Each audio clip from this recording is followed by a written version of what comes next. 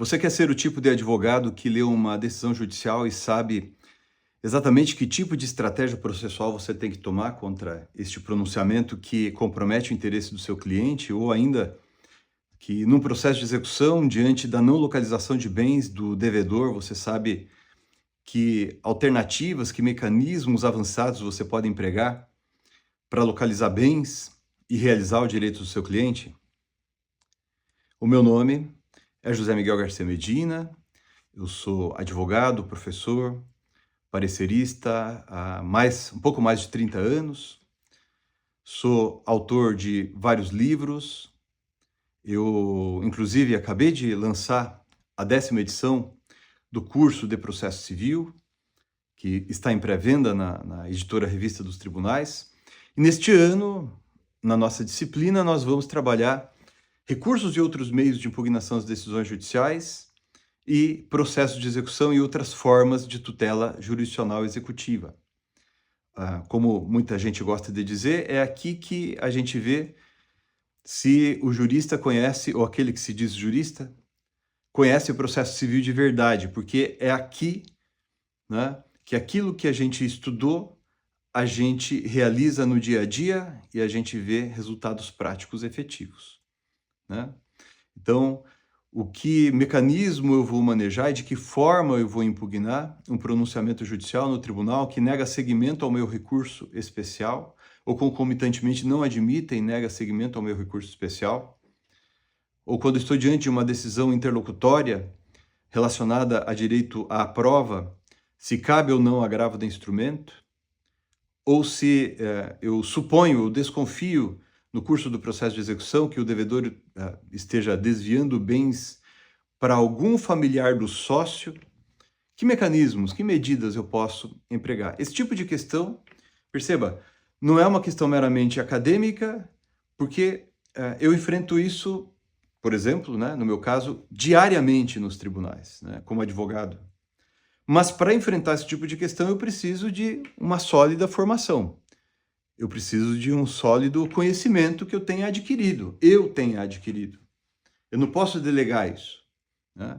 É por isso que, ao longo aqui dessa nossa disciplina, a gente vai seguir uma metodologia bastante, espero, né, para o proveito de todos nós, de mim e de vocês, do meu proveito e do proveito de vocês, de um modo bastante rigoroso, né?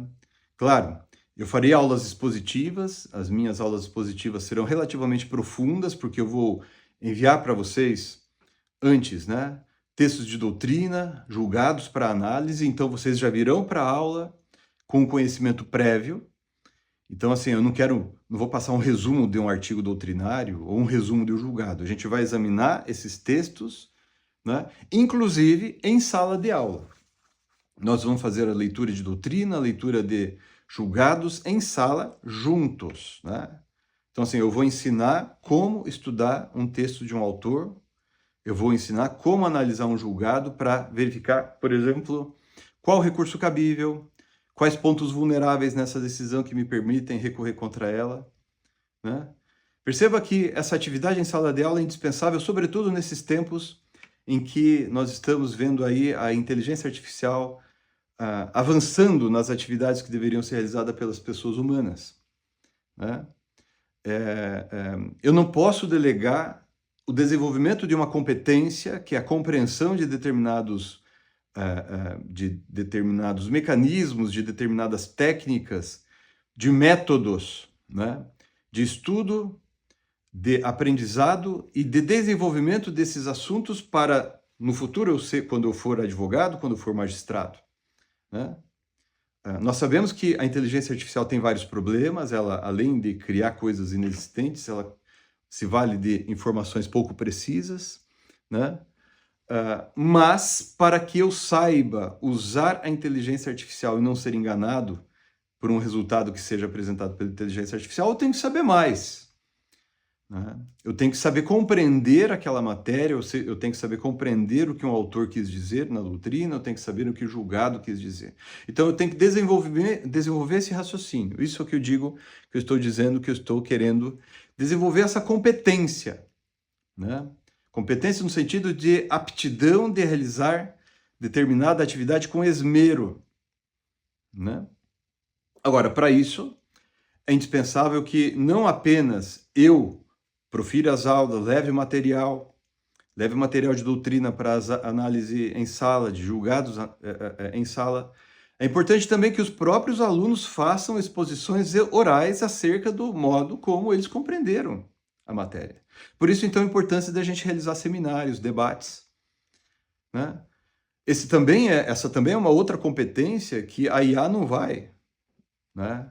Não pode me substituir. Já pensou se você está fazendo uma sustentação oral num tribunal ou numa audiência com um desembargador, com um ministro, e ele faz uma pergunta e você não sabe responder porque você pediu para a inteligência artificial fazer um memorial, fazer a tua petição do seu recurso, né? Então você tem que saber desenvolver essa competência, e isso é o tipo de coisa que a gente só aprende realizando seminários, por exemplo, ou outro tipo de apresentação oral. Então isso exige o envolvimento total dos alunos, das alunas, seja com a leitura prévia, seja participando, fazendo perguntas. A gente tem que aprender a desenvolver esse tipo de rigor intelectual, sabe? Esse método, né? Certo, eu sei que eu sou chato, eu sei que eu sou exigente, né? Mas isso, não encarem, peço a vocês, não encarem isso como um castigo ou coisa assim, porque eu não sou exigente porque eu sou chato ou rigoroso. Ok, eu sou chato, sou rigoroso, eu sei, eu sou mesmo, né? Mas eu tenho que ser assim porque o direito exige isso de nós nesses nossos dias. O direito está cada vez mais complexo, né? A inteligência artificial não está facilitando as coisas. Eu considero que está tornando elas mais complexas também, né?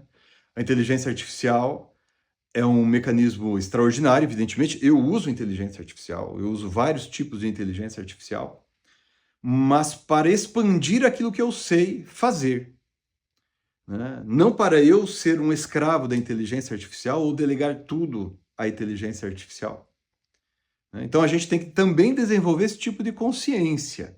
A inteligência artificial é algo que eu vou usar para me ajudar a pensar algo que eu já estou desenvolvendo, algo que eu já sei, porque eu tenho que corrigir a inteligência artificial. Porque, você já pensou se eu me torno um advogado, um juiz, dependente da inteligência artificial? Eu seria um profissional perigoso, né? No mínimo, né? Então eu quero ajudar a desenvolver, ajudar a formar um profissional, uma profissional que pensa e que sabe pensar, né? É isso, pessoal. Esse é o primeiro recado que eu queria deixar aqui com vocês. A gente vai se ver ao longo dessas aulas aí, ao longo desse ano. Eu peço que vocês não faltem, que vocês venham às aulas e que tragam o código, a doutrina, etc. Mas mais importante, eu preciso que vocês venham para a sala de aula com vontade de pensar, sabe? Se você quer compreender a matéria, se você quer ser um profissional que vale a pena, se você quer ser alguém que se considere um processualista de verdade mesmo, né? No sentido de compreender essas matérias, esses assuntos, eu espero que esse ano seja bastante frutífero para você. Esse ano é o começo. Obrigado, até breve.